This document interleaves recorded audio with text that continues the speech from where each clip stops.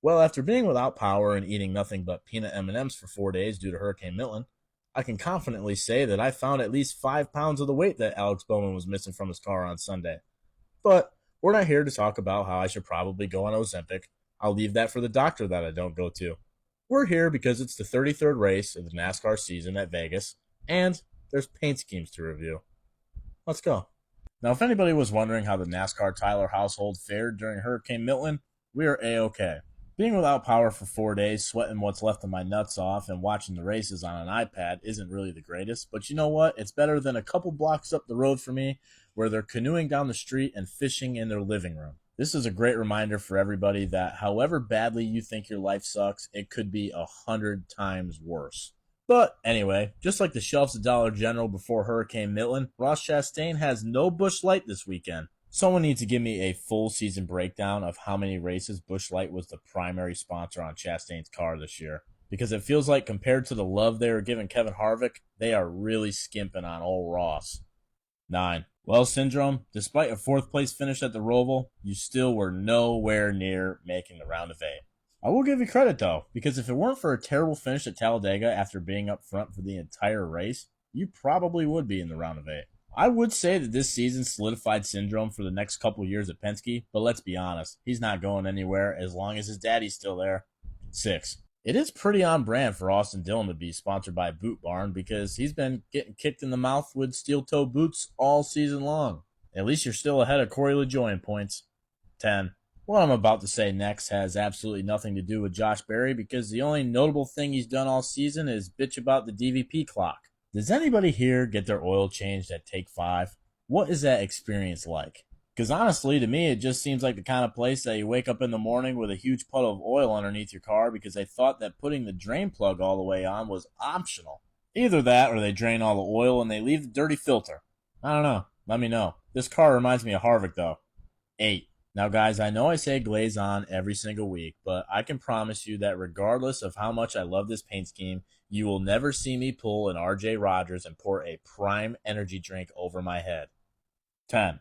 Now, I got a couple things to say about this real quick. First of all, my throat has still not recovered from the level of dryness of the King's Hawaiian pretzel bites in the midway of Daytona. Secondly, RFK came out with a $100 mystery box on their shop that holds $200 worth of merchandise. Now, guys, I am a real sucker for a mystery box, and I would absolutely love to buy one and do an unboxing on my TikTok. Unfortunately, I'm just entirely too cheap.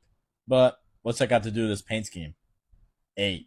There's still a 0% chance that I get used to Justin Haley being in this car by the end of the year. And honestly, if they don't change the paint scheme next year, I'm probably still going to think it's Corey LaJoie, which definitely won't help the ranking at all, but let's be honest. This car sucks anyways. Hire a designer. 2. Kyle Busch, you just gave me a great idea.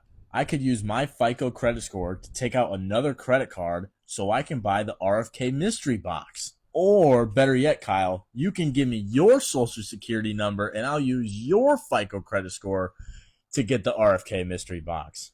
Kyle, I call that sponsor activation. You're welcome. 5. I will say Chase Elliott has so quietly, easily made the round of 8. And it looks like he's trying to continue to fly under the radar by making it look like he is running an absolute shitbox with this boring-ass paint scheme. 2. I was surprised last week that there was actually a lot of you asking for more Danica Patrick jokes. Unfortunately, this car looks like nothing Danica ever drove in her entire career. But the yellow does kind of remind me of the Packers and the guy that used to give her his fan tick, Aaron Rodgers. 9. I've said this 500,000 times, but I'll say it again. There's no shot in hell Denny Hamlin uses Yahoo. But you know who I bet uses Yahoo? Tony Breidinger. Put her in a cup car. 8. Blaney made it into the round of 8. Just like his quarter panel says. Great stuff. 9. After being pestered for 2 months, I'm finally going to remember to call Chase Briscoe Chase Bizquick. Round of applause to Emily for coming up with that nickname and me never using it. Also, round of applause to Chase Briscoe for being sponsored by Ass to Mouth University this weekend. But clearly there wasn't much of that going on in his family because his wife just gave birth to twins. 9. Go Orange. Guys, I have a confession to make. I almost wagered on Cody Ware 2 weeks ago at Talladega. I'm not proud to admit that, and now I feel like I need to inform my employer and all my neighbors that I have a criminal record. 0. Guys, I don't even know where to begin with this absolute beauty. First of all, for all you weirdos complaining on Twitter, well, why not a Krabby Patty car? You're not 8 years old anymore, okay? The Krabby Patty is a Dave single with fucking onion on it, alright? Let's grow up. Let's put some real flavor on a race car. And that comes in the form of a number 6 large with a Diet Dr. Pepper, otherwise known as the spicy chicken. Jeff Gordon walked so SVG could fly through the fucking air. Look at the flames on that thing. Those flames are a perfect illustration of what my asshole feels like when the spicy chicken comes out of it the next day. Not only that, but they added dice because they're at Vegas.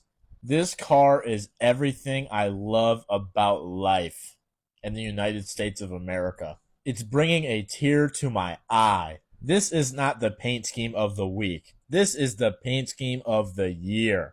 I am not by any means a diecast collector, but this car is absolutely getting pre-ordered.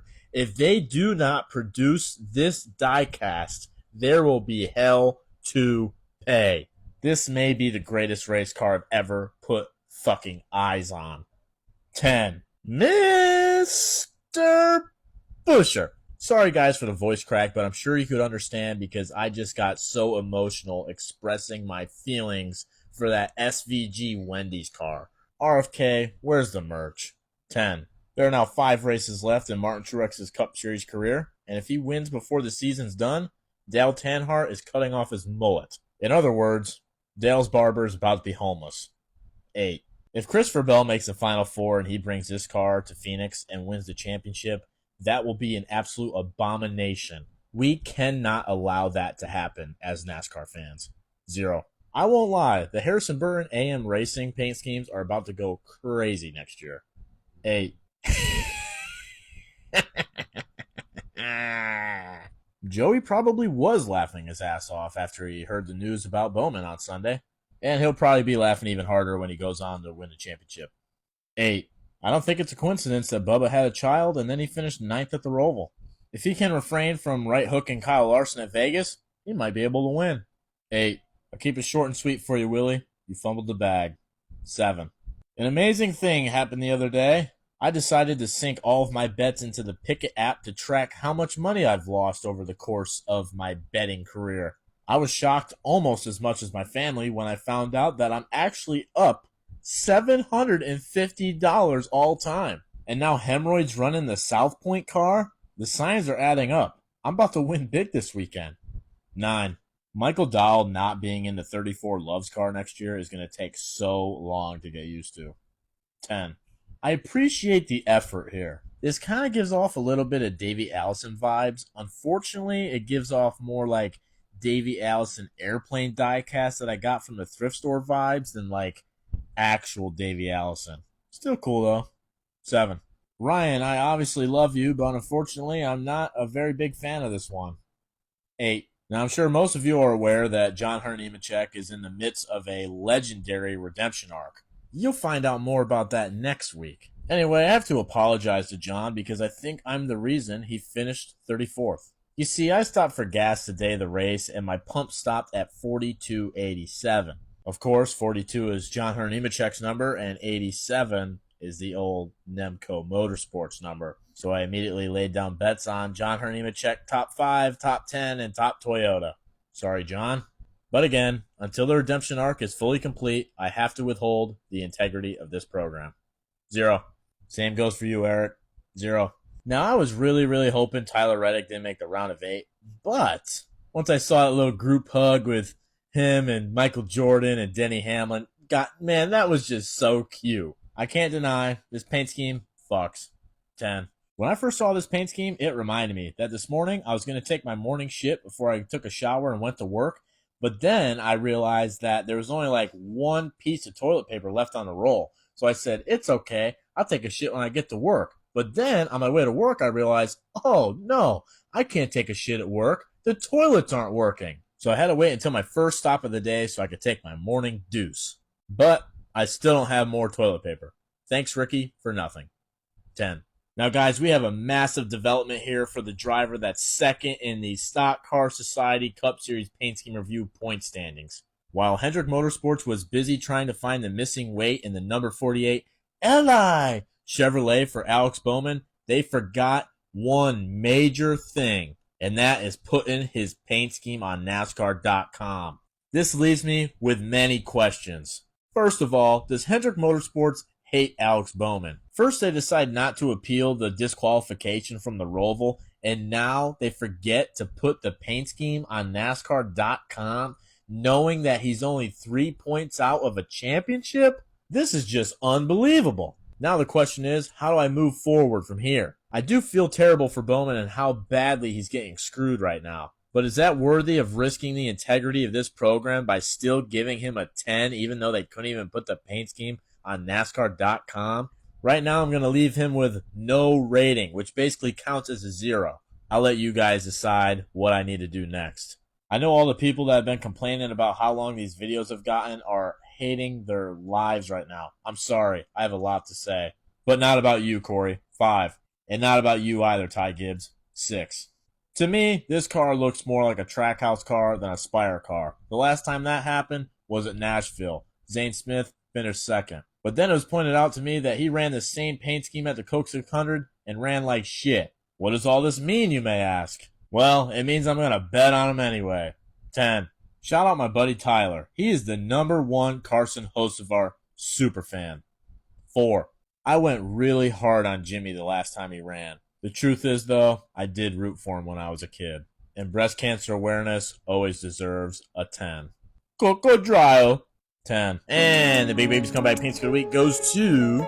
Money in my face, what? Hoes in my face, what? Pocket full of money, I ain't running out of space. What? Mama said, baby, you done came a long way. Woo. Still eating ramen noodles, bitch, I like the taste.